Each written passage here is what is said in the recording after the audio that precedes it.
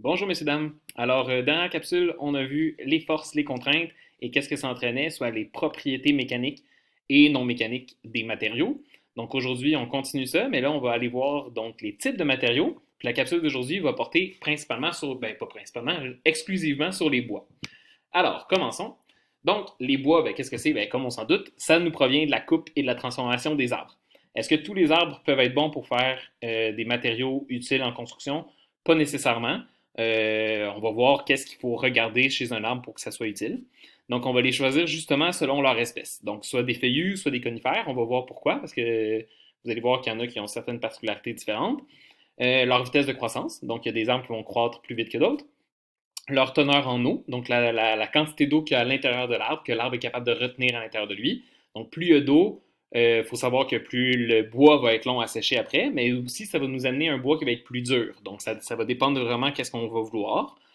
Puis, s'il y a déjà eu des blessures sur l'arbre. Donc, si l'arbre a déjà été partiellement coupé, si l'arbre a reçu si l'arbre a une maladie, par exemple la grille du frêne, qui est un insecte qui vient attaquer l'arbre, donc tout ça pourrait venir jouer sur la qualité de notre bois. Et il existe deux types de bois naturels qu'on va voir. Donc, c'est les bois résineux et les bois qui sont durs. Alors, on va commencer avec les bois durs, pardon. Donc, les bois durs, ça nous provient des feuillus. Donc, les feuillus, donc, c'est ce que vous savez, les arbres qui font des feuilles. Donc, les feuillus comme les érables, le chêne, le hêtre, le merisier, le cerisier, donc il y en a tout plein, là. Donc, les feuillus vont nous amener les bois durs. On va choisir les bois durs selon certaines caractéristiques. Et leurs caractéristiques sont les suivantes. Donc, la première chose, c'est que les bois durs vont avoir une dureté très importante. Donc, si on veut avoir quelque chose de très dur, donc qui résiste à la pénétration d'un objet, qui résiste à se faire perforer, si on veut quelque chose donc de très résistant dans les bois, on va aller chercher un bois dur. Si on veut quelque chose qui peut être très rigide aussi, donc qui va être capable de résister à plusieurs sortes de contraintes, donc les bois durs sont très très rigides. Ensuite, ils sont aussi très très résilients, donc ils sont capables de résister au choc vraiment facilement. Ils ont une certaine élasticité. Donc, en fait, les bois en général ont une certaine élasticité, que ce soit les bois durs ou les bois mous. Donc, ils résistent à une certaine tension. Les bois durs vont beaucoup résister à l'usure. Donc, l'usure du temps, le fait de marcher, par exemple, dessus, s'il y a du frottement qui va se créer sur le bois. Donc, les bois durs vont être très bons pour résister comme ça à cette usure-là. Et les bois durs ont une très grande masse volumique. Donc, c'est eux qui ont plus d'eau à l'intérieur. Donc, c'est eux qui sont plus longs aussi à sécher. Avant de pouvoir les utiliser, c'est un peu plus long. Ça peut prendre jusqu'à 1 an même, faire sécher du bois dur pour qu'il soit vraiment efficace en construction, mais ils vont être plus lourds. Donc, ça va dépendre de ce qu'on veut. Est-ce qu'on veut quelque chose de plus solide et plus lourd ou de plus léger? Donc, il va falloir voir ça. Ensuite, les bois résineux. Donc, les bois résineux, eux, vont nous provenir des conifères. Donc, les conifères, c'est ceux qui font des épines. Donc, l'épinette, le pin, le cèdre, le sapin, etc. Donc, les conifères, on va aussi les appeler les bois mous. Donc, vous allez souvent entendre ça, là, bois mou. Dans votre cahier, d'ailleurs, c'est ce qu'ils disent, là, bois mou. Mais le terme exact, c'est les bois résineux. Pourquoi? Parce que c'est eux qui créent la résine. La résine, c'est comme la gomme de pain, là, ce qui est collant sur les conifères, là, cette résine-là. Donc, c'est la sève des arbres conifères. La sève des arbres feuillus, c'est une sève qui est plus liquide, comme l'eau d'érable, par exemple. Mais la sève des arbres résineux, c'est une genre de gomme. D'ailleurs, la gomme de pain, là, on peut la manger, là, on peut la prendre puis se faire une gomme avec. Euh, faut aimer le pain, il faut aimer le goût du pain, là. Mais le pain paysan, je parle. Mais donc oui, c'est possible de faire ça. Mais donc c'est pour ça qu'on les appelle les bois résineux, parce qu'ils ont de la résine à l'intérieur. Ceux-là, on va les choisir. Pourquoi? Donc, la première chose, c'est qu'ils sont très malléables. Donc, eux, on peut facilement les aplatir, les courber sans les casser. Donc, ils sont plus malléables que les bois mous. Ils ont aussi une résilience, donc ils résistent au choc. Donc, ils sont plus malléables, donc on peut les bouger plus facilement, mais en plus, ils vont résister au choc. Certains bois résineux vont aussi être très résistants à la moisissure sans qu'on ait besoin de rien faire. Donc, on va voir dans une prochaine diapo que même des bois durs ou d'autres bois mous, ou d'autres bois résineux, pardon, on peut les travailler pour qu'ils soient résistants à la moisissure, sauf que le cèdre, par exemple, est résistant naturellement à la moisissure. Et eux, ils ont une plus petite masse volumique, donc ça veut dire qu'ils avaient moins d'eau à la base à l'intérieur, donc eux, ils vont être beaucoup plus rapides à sécher, puis ils sont beaucoup plus légers aussi, donc leur masse volumique, elle est plus petite, donc ils sont plus légers, donc ça va, encore une fois, ça va dépendre de qu'est-ce qu'on veut faire comme objet, si on veut quelque chose de lourd ou de léger. Maintenant, ceux-là, je vais les regarder rapidement avec vous, mais ça va être à vous de les faire. Donc, ce que je veux que vous me fassiez dans cette diapo-ci, dans le fond, c'est sachant les informations qu'on vient de voir, donc les informations par rapport au bois résineux et au bois dur, je veux que vous essayiez de deviner dans quel contexte on va utiliser si c'est un bois dur ou un bois résineux. Donc, par exemple, est-ce que la production de papier, de pâte à papier, donc pour faire du papier, est-ce que vous pensez que c'est un bois qui est dur ou un bois résineux? Donc là, ce que je vous demande de faire, c'est un exercice, en fait, là. Ça va être de m'encercler, donc D pour dur, R pour résineux, en regardant c'est quoi les informations que je vous ai données, puis en regardant les utilisations ici. Puis ensuite, juste me dire rapidement, là, une mini-phrase là, de rien, là, me dire pourquoi vous pensez que, par exemple, la pâte à papier, mettons, vous m'avez dit dur, mais pourquoi vous pensez que c'est du bois dur qu'on va utiliser. Donc, d'aller me chercher une des caractéristiques ici, puis l'associer, dans le fond, à la bonne utilisation. Maintenant, les bois modifiés. Donc là, on vient de voir, ça, c'est comme les bois naturels. Bois dur, bois résineux, c'est les bois qui sont naturels. C'est sûr qu'on va les traiter en quelque sorte. Là, quand on va les couper du bois, c'est un traitement. On peut les vernir, on peut les teindre aussi. Donc, c'est sûr qu'il peut y avoir un certain traitement. Mais on a d'autres bois qui vont être des bois modifiés. Donc, on va vraiment avoir fait une modification assez importante pour aller chercher d'autres propriétés qu'on n'avait pas simplement avec le bois naturel. Donc, dans les bois modifiés, ça peut être des bois qui ont été traités, comme je viens de le dire, ou des bois qui ont été mélangés à d'autres choses.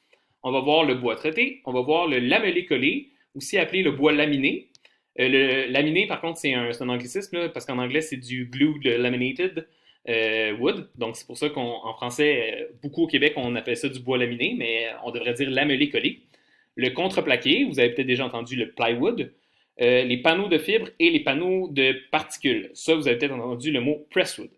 Donc, voilà. Donc, c'est tout ça qu'on va voir aujourd'hui. Donc, le bois traité. Le bois traité, c'est qu'on va le chauffer à une super haute température, mais sans le brûler. Donc, on ne va pas aller le mettre en feu, mais on va le mettre comme dans un genre de four à sec, puis on va augmenter la température vraiment élevée, très, très, très haut, pendant pas trop longtemps, par contre, pour venir tuer tout ce qu'il pourrait avoir à l'intérieur, donc des bactéries, des moisissures, etc.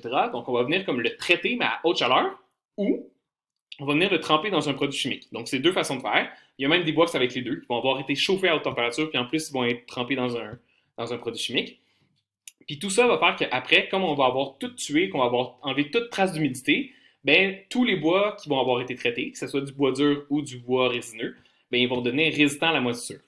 Donc, le bois traité va être super efficace pour tout ce qui va être extérieur, tout ce qu'on va vouloir construire à l'extérieur. Donc, des patios, un quai, comme on voit sur la photo, des meubles de jardin. Donc, dès que c'est touché par les intempéries, là, par la pluie, la neige, etc., on aime mieux le faire en bois traité pour être sûr qu'il résiste le plus longtemps. Ensuite, on a le bois lamellé-collé, ou le laminé, comme je vous disais tout à l'heure, mais le vrai mot étant lamellé-collé. Donc, le bois lamellé-collé, comme son nom l'indique, c'est qu'on va avoir collé plusieurs planches de bois. Donc, c'est des planches de bois qu'on va prendre, puis on va les coller les unes par-dessus les autres. C'est des planches plus ou moins longues, là, donc sont pas nécessairement super longues comme un arbre au complet, mais ce que ça nous permet de faire, c'est qu'après, quand on va les avoir collées les unes aux autres, bien, ça nous permet de faire, comme on voit ici, des structures très épaisses, mais c'est comme si c'était un seul morceau de bois, mais super épais, et on peut le faire aussi très long. Donc ça ici, là, c'est jusqu'ici à peu près, peut-être même jusque-là, jusqu'à l'autre bord, c'est probablement juste un morceau de lamellé collé, parce que justement, donc ça va, comme on colle plein de morceaux ensemble, à la fin, ça nous donne un seul morceau. L'avantage, c'est que ça nous permet donc de faire des très grandes planches, ça nous permet de faire des planches très épaisses aussi, puis ça nous permet aussi de faire des formes un peu atypiques, comme ici. On voit que c'est droit, droit, droit, puis là, oh, ça devient pointu en haut, mais plus rond ici. Okay? Donc ça, c'est une forme qui n'est pas habituelle. Couper du bois dans cette forme-là, ça serait quand même compliqué. Mais comme on va les coller les unes aux autres, bien, on peut donner une forme un peu atypique, ce qui peut être très pratique justement dans la construction de grandes structures. Donc on le voit de plus en plus, le bois, on revoit le bois de plus en plus utilisé dans la construction de méga structures, pas juste de maisons. Là, comme je ne sais pas si vous êtes déjà allé au complexe de soccer de l'Université Laval à Québec. Il y en a peut-être quelques-uns qui sont déjà allés, mais le nouveau complexe il est fait complètement en bois. Au Cégep Marie-Victorin aussi, le complexe sportif est fait complètement en bois comme ça. Puis on les voit, ces énormes poutres-là qui sont faites en bois. C'est quand même impressionnant, puis c'est super efficace. Puis l'autre chose aussi, bien, dû au fait qu'on peut donner des formes particulières, bien, ça peut être très pratique pour créer des meubles. Vous allez voir que le meuble revient quand même souvent, parce qu'il y a plein d'utilités à pouvoir faire des meubles avec plein de choses différentes. Ensuite, le contreplaqué, ou le plywood, c'est ça, le plywood. Donc, le contreplaqué, donc, c'est qu'on va faire des très grandes feuilles de bois. On va prendre des feuilles de bois, donc des planches, on pourrait dire, là, pas trop épaisses, mais des planches, et on va les coller les unes aux autres. Donc, on va faire une empilade de feuilles de bois. Et ce qu'on va remarquer, c'est que chaque empilade de chaque feuille va être placée à 90 degrés par rapport à l'autre. Donc, vous voyez les fibres du bois ici, donc les lignes du bois, ils vont vers le derrière, par en arrière de l'image. Puis la planche en dessous, les fibres sont sur le côté, donc sont placées à 90 degrés. Donc, on en a une comme ça, puis on en a une autre placée par-dessus, mais à 90 degrés, puis ainsi de suite. Donc, on les place tout le temps à angle droit, les unes par rapport aux autres. Ce que ça va faire, tout ça, de les empiler comme ça, les fibres à 90 degrés à chaque fois, mais ce que ça va rendre notre planche beaucoup plus solide. Donc, ça va solidifier notre bois. Donc, ça va donc augmenter sa solidité, sa dureté par le fait même. L'avantage que c'est une empilade de petites feuilles, ça lui donne une certaine souplesse. Fait que je peux quand même le bouger, donc une certaine malléabilité, on pourrait dire. Ça va y amener une résistance parce que c'est une accumulation de plein de feuilles une par-dessus l'autre. C'est résistant à l'eau. Donc ça, c'est un avantage qui est quand même intéressant. C'est résistant à l'eau et ça a un faible coût. Donc c'est très pratique quand on veut construire des choses sur le rough là, qui sont pas nécessairement trop belles, soit qui sont cachées ou soit que c'est pas nécessaire que ça soit beau. Donc ça peut être très pratique pour ça. Donc c'est idéal pour faire des bases de plancher. Quand je parle de base de plancher, c'est que souvent, le plancher sur lequel vous marchez, c'est pas directement au sol. Il y a quelque chose d'autre entre le sol et le plancher. Puis souvent, ça va être des planches de contreplaqué comme ça. Puis des bases de charpente aussi, ça peut être super pratique. La charpente, c'est quand je parle de la structure d'une maison. Donc ça peut être très pratique pour une base de charpente.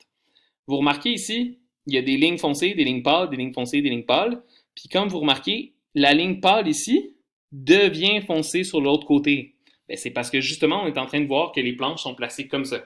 Okay? Donc, sont tournées les unes par rapport aux autres. Donc, d'un côté, il est pâle, de l'autre côté, il est foncé. Pardon. Fait que quand on les place à 90 degrés, ben, ça donne cet enchevêtrement-là de lignes foncées, pâles, foncées, pâles. Ensuite, panneaux de particules. Donc, les panneaux de particules, c'est qu'on va les fabriquer avec des résidus de bois. Donc, on les colle ensemble avec la grosse pression puis de la colle. On met tout ça ensemble, on fait comme une genre de bouillie. Puis là, on met de la pression, puis on va tout coller ça ensemble. Comme c'est des résidus de bois, ben c'est la récupération. Souvent, ça va être dû à... On va avoir fait de la construction.